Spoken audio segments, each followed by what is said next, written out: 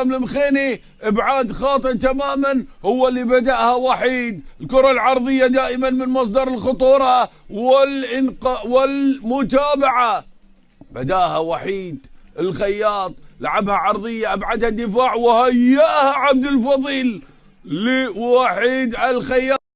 كرة بتعود لصالح نادي أهلي صنعاء، محاولة كرة بتلعب ولكن التغطية الدفاعية. حذاري حذاري حذاري، التسديدة يا ساتر يا ساتر يا وحيد.